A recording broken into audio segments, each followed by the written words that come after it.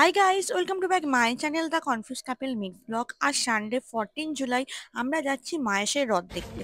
তো বন্ধুরা মিলে সবাই তো আমরা বেরিয়ে চলো, আমরা পড়েছি। রেডি হয়ে অলরেডি বেরিয়েই পড়েছি। আর চলো যাওয়া যাক, গিয়ে ওদের সাথে মিট করা যাক। তো চলো, আমরা এখন টোটোয় উঠে পড়েছি। দেখো গরমে খুব সুন্দর বেড় বেড় করছে। চলো যাওয়া যাক, বাকিদের সাথে গিয়ে মিট করছি। হ্যাঁ, সব তো আমি তোকে মনে করে দেবো বল। এই অনেক বছর পর আমরা দুজনে মিলে টোটোয় করে ঘুরতে বেরিয়েছি, নাহলে সবসময়তেই আমরা বাইকে যাই।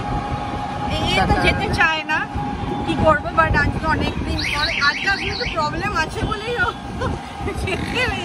রাজি হয়েছে টোটোয় করে, নাহলে উনি টোটোয় যাওয়ার পাত্র নয়।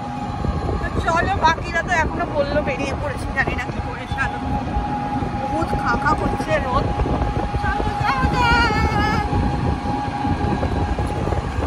অলরেডি দুজনে গল্প করতে করতে আমরা হাফ রাস্তা চলে এসেছি, প্রায় মিউজিয়ামের কাছে।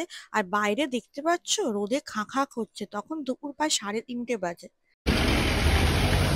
তো আমরা এখন টোটো করে নেমে গেছি, আমরা এখন হেঁটে হেঁটে যাচ্ছি হাওড়া স্টেশনের দিকে। তো চলো যাওয়া যাক। আকাশটা দেখো, দেখতে খুবই সুন্দর লাগছে, কিন্তু বড়ই রোদ।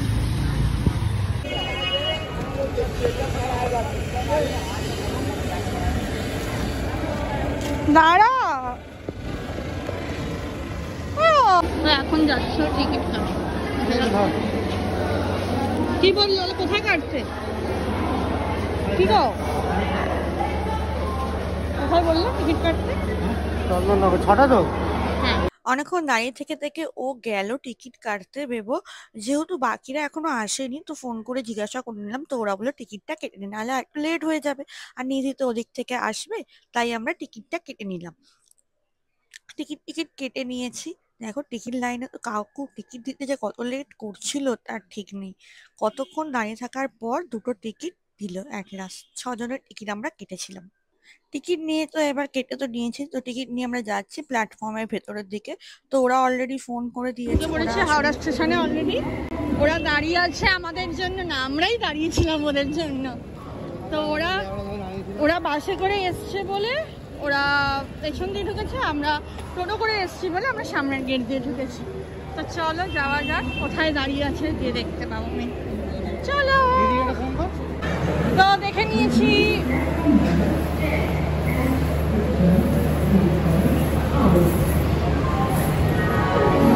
কি গরম, অস্বাভাবিক একটা বিশাল বিশাল গরম, বিশাল।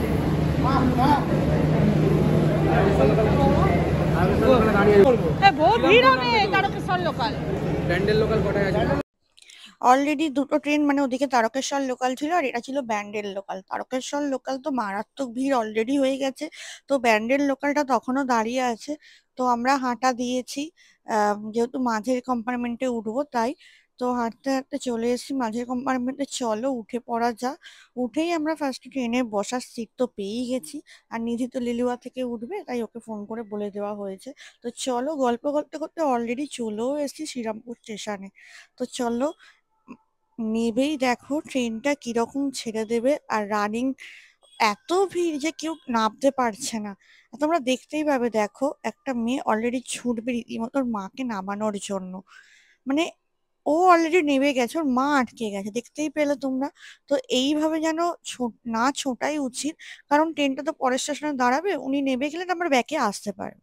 তো চলো, অলরেডি দেখতেই পাচ্ছ শ্রীরামপুর স্টেশন, যেটা হচ্ছে সব মাহেশের রথের জন্য খুবই বিখ্যাত, আর শ্রীরামপুর রাজবাড়ির জন্য বিখ্যাত, অনেক কিছুর জন্য। তো চলো, আজকে আমরা এসেছি মাহেশের রথ দেখার জন্য। তো আমি জীবনে প্রথমবার শ্রীরামপুরে এলাম মাহেশের রথ দেখার জন্য, তাও এই সায়নের পাল্লায় পড়ে। ও যদি না বলতো তাহলে তো হয়তো আসা হতো না। যেহেতু সাডেন প্ল্যান, ট্রেন স্টেশন থেকে নেবেই একদম সোজা পথ হাঁটা। তো সোজা দেখো, হাঁটতে হাঁটতে স্টেশনে যেমন দোকানপালা থাকে সেরকমই দেখতেই পাচ্ছ দুদিকে নানা রকমের জিনিসপত্র। অলরেডি এ তো দেখো শুরুই করেছে জামা দেখতে। ঠিক আছে, চ। পছন্দ হলো না, আর কি করা যাবে।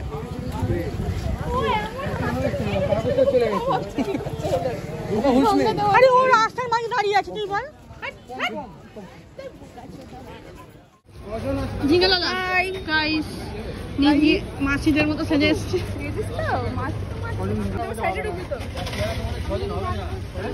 তাহলে একজন পেছনে চলে যাচ্ছি, পেছনেটা উঠে যা ধরে এটা। এরপর আমরা অটোয় উঠে পড়েছি, কিন্তু সবাই মিলে একসাথে যেতে পারিনি একই অটোয়, কারণ একই অটোয় আমাদের 6 জনের ধরবে না। তাই আমরা 4 জনে একটা অটোয় গেছিলাম, আর 2 সায়ন আর একটা অটোয় চলে গেছিল। তো চলো আমি যেতে যেতে তোমাদেরকে একটু রাস্তাটা দেখাচ্ছিলাম। এখানে বলতে গেলে আমাদের হাওড়ায় যা যা দোকান, মানে সবই দোকান শ্রীরামপুরও তোমরা সেম টু সেম আমি দেখলাম, তো তোমরা পাবে। অলরেডি আমরা অটো থেকে নেবেই দেখছি এরা দুজনে নেবেই চা খাওয়া শুরু করে দিয়েছে। তো জিজ্ঞাসা করলো তোরা কি চা খাবি? বললাম হ্যাঁ। তো বলার পর আমরা একটু চা অর্ডার করলাম, কারণ যেহেতু বিকাল বেলা একটু চা খাওয়ার টাইম। তো চাটা খেয়ে না রাস্তায় বেরোলে সচরাচর আমার জানি না বহুত খিদে পায়, বাকিদের খিদে পায় কিনা তোমরা কমেন্ট করে জানিও। আমার জানি না রাস্তায় বেরোলেই একটু খিদে খিদে পায়, কেন কে জানে। তো চলো আমরা চাটা অর্ডার করে দিয়েছি, আর চায়ের দোকানের কাকুটার কাছে বিস্কুট গুলো জাস্ট দারুণ ছিল, টেস্টি টেস্টি। তো এরা চা খাওয়ার বদলে বেশি বিস্কুটই খেয়েছে, একটা করে চায়ের ভাঁড় নিয়েছে আর বেশি বিস্কুটই নিয়েছে। তো চলো আমিও চাটা খেয়ে নেওয়া যাক। চাটা জাস্ট দারুণ করেছিল কাকু। এরপর চাটা খেয়ে আমরা চলে এসেছি রথটা দেখতে, যে রথে করে জগন্নাথ এসেছে তার মাসির বাড়িতে। আর যেহেতু আমরা উল্টো রথের আগের দিনই গেছি, সেই জন্য রথ তো তখনও রাস্তায় দাঁড় করানো আছে, মানে মাসির বাড়ির সামনে। আর জগন্নাথ তো মাসির এখন আদর যত্ন খাচ্ছে 1 সপ্তাহ ভালো করে, কারণ আবার তো তাকে বাড়ি চলে আসতে হবে, তাই না? তো আমি একটু রথের সাথে ছবি ভিডিও করে নিলাম। তো চলো এবার মাসির বাড়ি যাওয়া যাক। মাসির বাড়ি যাওয়ার ঢুকতেই ঢুকতেই রাস্তার 2 সাইডে দেখো কি সুন্দর মেলায় যেরকম জিনিসপত্র বসে, ছোট ছোট খেলনা বাটি, আর এদিকে তো ফুলের গন্ধে, জুঁই ফুলের গন্ধে পুরো রাস্তাটা মাতোহারা। তো 2 পাশে পুরো সমানভাবে দোকান বসেছে। তো চলো, আর যেহেতু উল্টো রথের আগের দিন না, সেহেতু ভালোই ভিড় হয়েছিল হালকা হালকা। আর আমরা যেহেতু একদম বিকেল বেলার দিকে গেছি, মানে তখন সবে সবে ভিড়টা শুরু হচ্ছে, এমন কিছু ঠেলাঠেলি পাইনি। তো এটা দেখে আমি সাথে সাথে ভিডিও করে, ছোটবেলায় আমি এরকম বাঁশি খুব কিনতাম, সাথে একতারা। এটা হচ্ছে মাসির বাড়ির গেট। আর দেখতে পাচ্ছ ছোট গপু কি সুন্দর বসে আছে। তো আমি সঙ্গে সঙ্গে একটা ভিডিও করে নিয়েছি গপুর। তো চলো এটা হচ্ছে মাসির বাড়ি। ভিড়টা দেখতে পাচ্ছ, কিন্তু যতই বলো আমি ভিডিওটার পরে আমি ভয়েস দিচ্ছি, যেহেতু প্রচুর সাউন্ড হচ্ছিল, ওখানে গান চলছিল, কপিরাইট খাবো বলে। যতই ভিড় হোক না কেন, কিন্তু খুব সুন্দরভাবে আমরা জগন্নাথের দর্শনটা পেয়েছি। মানে কোনো ঠেলাঠেলি নয়, জাস্ট মানে অন্য সময় হয় না, মানে হয়তো একটু সন্ধ্যের পর আরো ভিড় হতো, কারণ যেহেতু আস্তে আস্তে লোকের সংখ্যা বাড়ছিল। তো দেখতেই পাচ্ছ আমরা মানে খুব সুন্দরভাবে জগন্নাথ দর্শন পেয়েছি, জাস্ট দারুণ। না অপূর্ব, জগন্নাথ বলরাম সুভদ্রা যে এত সুন্দরভাবে মাসির বাড়িতে আদর যত্ন খাচ্ছে 1 সপ্তাহ ধরে, যা সুন্দর। তো ঠাকুরের কাছে একটাই ইচ্ছা, তুমিও ভালো থেকো, সবাইকে ভালো রেখো ঠাকুর, এইভাবে। তো চলো ঠাকুর দর্শন করে আমরা আবারও বেরিয়ে পড়েছি। এই রথটা এত সুন্দরভাবে সাজানো ছিল, তো আমি আবারও একটু ভিডিও করে নিলাম। তো হাঁটতে হাঁটতে আমরা চলে দেখতে পেয়েছি একটা আইসক্রিমের দোকান, যেখানে অরুণ আইসক্রিম পাওয়া যাচ্ছে। যেহেতু আমরা হাওড়ায় থাকি, আমাদের হাওড়ায় অরুণ আইসক্রিম পাওয়া যায় না। তো যেহেতু দেখতে পেয়েছি, আর জানো বন্ধুরা থাকা মানে সবাই মিলে খাওয়া দাওয়া আড্ডা মজা করা, সেই জন্য আমরা সবাই মিলে একটু অরুণ আইসক্রিমও অর্ডার করে খেয়ে নিলাম।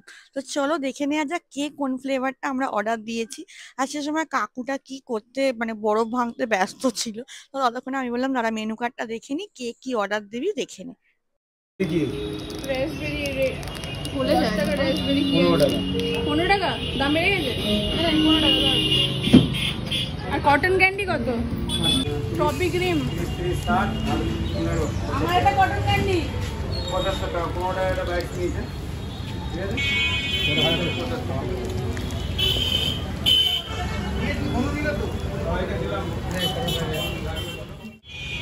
পুরো মেঘলা ওয়েদার, আকাশটা দারুণ লাগছে।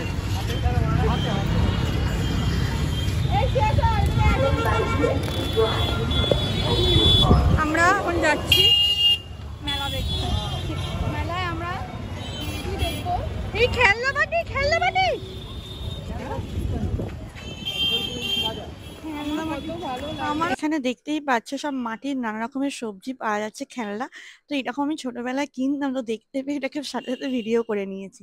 মাসির বাড়ি থেকে জগন্নাথকে দেখে চলে এসেছি জগন্নাথ মন্দিরটা দেখতে। তো আমরা হাঁটতে হাঁটতে অলরেডি যাচ্ছি জগন্নাথ মন্দিরের দিকে, আর তখনই আকাশটা পুরো কালো করে এসেছে, জাস্ট বৃষ্টি আসবে আসবে। বৃষ্টি আসবে আসবে করছে এবার। রাধে রাধে। আরে ভিডিও বানাচ্ছি, ব্লগার।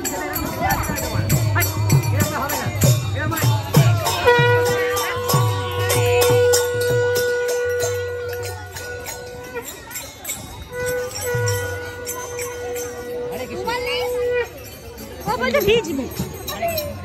রাধে রাধে। এরপর মন্দিরে ঢুকে গেছি, ঢুকেই দেখো অল্প অল্প বৃষ্টি পড়ছিল। তো আমরা জানি বেশি জোরে আসবে না। তো এখানে সবাই বসে আছে। এরা নাকি জগন্নাথ মন্দিরে প্রায় 1 সপ্তাহ থাকে জগন্নাথ যখন মাসির বাড়ি থাকে।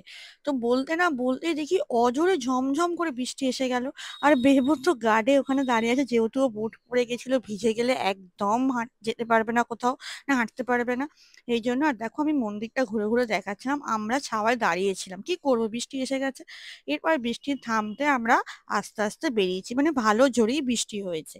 তো যেহেতু উল্টো রথের আগের দিন, আর এখানে রথযাত্রায় প্রায় 1 সপ্তাহ এখানকার সবাই বাচ্চারা বলো বড়রা প্রোগ্রাম করে। আর যেহেতু এবার বৃষ্টিটা থেমেছে, সেহেতু সবাই এবার আস্তে আস্তে বেরোতে শুরু করে দিই। যার পাশেই আছে মেলা প্রাঙ্গণ, ওখানেই আছে এদের সবার প্রোগ্রাম। আর দেখতেই পাচ্ছ কত সুন্দর একটা জগন্নাথ বলরাম সুভদ্রাকে ট্রেতে বসিয়ে নিয়ে যাচ্ছে, কারণ ওকে সামনে রেখে ওরা প্রোগ্রাম করবে। আর দেখতেই পাচ্ছ এরা খুব সুন্দরভাবে সেজেছে, আর এদেরকে দেখে আমারও মনে পড়েছিল একসময় আমিও এরকম নাচের প্রোগ্রাম করতাম। তো কি আর করা যাবে, সেই দিনগুলোকে স্মৃতি রেখে চলো এগিয়ে তো যেতে হবে তাই। আর এটা ছিল জগন্নাথ যে মন্দিরে থাকে সেই মন্দিরটা। তো দেখতেই পাচ্ছ কত ভিড় হয়েছে, শয়ে শয়ে মানুষ এসেছিল, যেহেতু উল্টো রথের আগের দিন, লাস্ট দিন। আর এবার আমরা যাচ্ছি, যেহেতু বৃষ্টি থেমে গেছে তাই এবার ঢুকছি মেলাটা দেখার জন্য। তো মেলায় দেখবো কি, পাশেই তো রথের জিলাপির দিকে চোখ চলে গেছে আমার। আর এখানে কোনো কিছু একটা দেখছিল, এই কাপগুলো সত্যি খুব সুন্দর ডিজাইন করা, হাতে আঁকা, এক কথায় অপূর্ব। কিন্তু দামটা একটু কস্টলি, যেহেতু হাতে আঁকার দাম তো দিতেই হবে ভাই, কিছু করার নেই।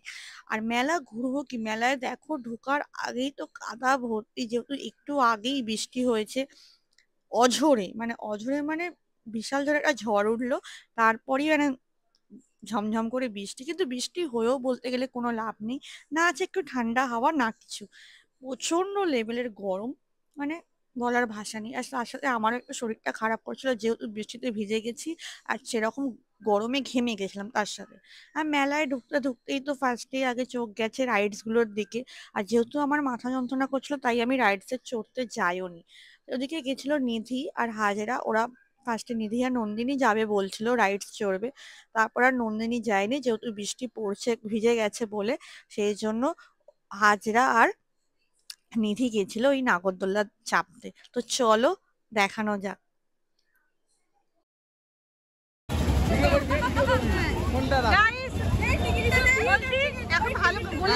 ঠিক আছে, সন্তুষ্ট আছি।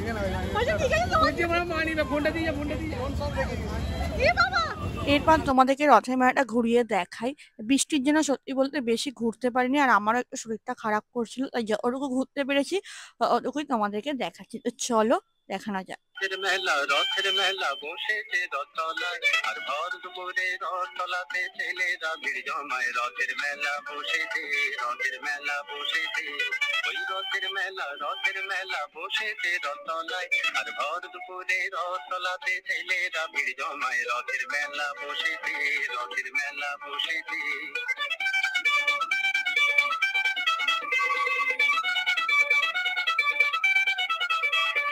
পাতার বাঁশির পাপড় ভাজার হাজার হুড়োহুড়ি, ওই মেঘুর গুড় আকাশ পারে আলোর লুকোচুরি। অনেক রকম খেলা মজার, অনেক রকম মানুষ, কেউ বা ছোটে, কেউ বা খেলে, কেউ বা ওড়ায় মানুষ।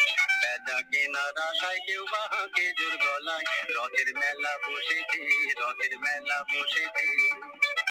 এরপর যেহেতু আমার শরীরটা একটু বাইরে হাওয়া খাচ্ছিল না, তাই ওরা একটু মানে ভেলপুরি আর ঝালমুড়ি খেয়েছিল।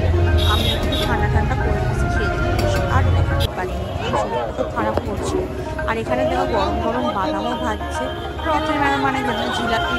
বাদামি। তারপরে আমরা টোটো করে উঠে পড়েছিলাম, যেহেতু অনেকটাই সন্ধ্যে হয়ে গেছিল, তারপর বৃষ্টিও পড়ছিল, আর সত্যি বলতে বৃষ্টিতে প্যাচপ্যাচে ভিজে আর ভালো লাগছিল না। এরপর টোটোয় উঠে আমরা চলে গেছিলাম খাওয়া দাওয়া করতে। প্রচন্ড খিদে পেয়েছিল, ওরা তো ঝালমুড়ি বের করেছিল। এরপর টোটো নিয়ে যে ওদের এখন কি বকবক করছিল ওরাই জানে। আর দেখতেই পাচ্ছ দুপাশে যেহেতু দোকান বসেছে আর মানুষের প্রচন্ড ভিড়, প্রচন্ড ভিড়, যেরকম আমাদের এখানে মেলায় বসে। মেলা মানে যেখানে মেলা সেখানে মানুষের জমাটা শুধু আমি থাকবো। তো চলো যাওয়া যাক। এরপর একটা জায়গায় এসে আমি তো জাস্ট মোমো অর্ডার করেছিলাম, আর কিচ্ছু খাইনি। তো আর ওরা করেছিল আই থিঙ্ক বাটার নান আর চিকেন কষা। তো চলো খাওয়া দাওয়া সেরে নিয়ে যাক। এরপর আজকের ভিডিও এইটুকুই, ভালো লাগলে লাইক কমেন্ট শেয়ার সাবস্ক্রাইব। তো চলো আজকের মতো এইটুকুই, নেক্সট ভিডিও দেখার জন্য অপেক্ষা করো। তো চলো আমাদের ট্রেন এসে গেছে, বাড়ি যাওয়া যাক। চলো টাটা বাই বাই, সবাই ভালো থেকো সুস্থ